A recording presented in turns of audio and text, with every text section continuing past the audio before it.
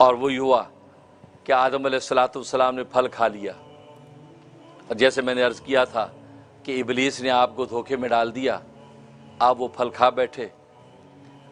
اور علامہ بغوی رحمۃ اللہ علیہ لکھتے ہیں کہ آدم و حوا جب جنت میں داخل ہو گئے، جنت کی رعنائی اور رونق دیکھ کر بڑے خوش ہو رہے ہیں، نہال ہو رہے ہیں۔ کہا کہ دیکھو اب اس پہ رہیں گے، ہم خوب کھائیں گے پئیں گے مزے اڑائیں گے، یہ بات کر رہے ہیں تو پیچھے ابلیس آ کر کھڑا ہے، اور پیچھے کھڑا ہے وہ اور رونے لگا۔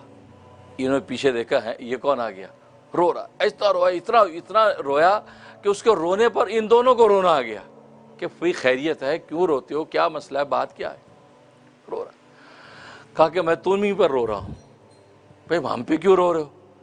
کہا کہ اللہ نے تمہیں جنت دی، اپنا قرب دیا، یہ نعمتیں تمہارے لیے مباح کر دیں، میں رو یہ رہا ہوں کہ تم ہمیشہ اس میں نہیں رہ سکو کہ تم مر جاؤ گے، سب چھوٹ جائے گا۔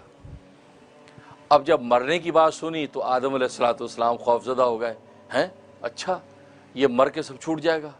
اب جب گھبرائے تو اس نے دل میں سوچا اس کا مطلب ہے کہ تیر نشانے پہ لگا ہے، چہرے کا رنگ فق ہو گیا ہے، اثر لیا ہے میری بات کا۔ تو کہنے کا لیکن نہیں، گھبرانے کی بات نہیں ہے، اب جو تقدیر میں لکھا وہ تو ہونا ہی ہے، لیکن میں تمہیں ایک تدبیر بتاتا ہوں، اگر تم وہ کر لو تو مرنے سے بچ جاؤ گے اور اللہ کے قرب میں ہمیشہ رہو گے اور جنت کی نعمتوں سے نفع اٹھاؤ گے۔ اب جب یہ بات کی تو آدم علیہ السلام نے کہا ہاں وہ کیا راستہ ہے؟ کہا کہ وہ جو درخت ہے کہ جس کے پھل کے کھانے سے منع کیا اللہ تبارک و تعالیٰ نے، تمہاری حیات جاویدانی تو اسی میں ہے، بس وہ تم کھا لو، ہمیشہ ہمیشہ زندہ رہو گے۔ اب جب یہ بات سنی تو آدم علیہ السلام فرمایا نہیں، اللہ نے منع کر دیا، وہ نہیں کھاؤں گا میں، ہو ہی نہیں سکتا۔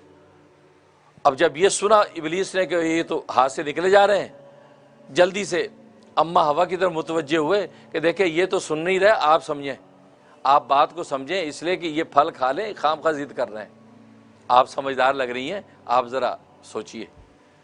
میں کہا اچھا، کہ آپ فکر نہ کریں، مجھے بتاؤ کرنا کیا ہے، کہ بس یہ پھل کھا لیں، تم بھی کھا لو، یہ بھی کھا لیں پھل، کوئی ایسی تدبیر کرو کہ پھر ہمیشہ ہمیشہ رہیں گے۔ ابھی تو ڈانٹ ڈپٹ کر رہے ہیں، بعد میں سیدھے ہو جائیں گے، خوش ہوں گے بلکہ۔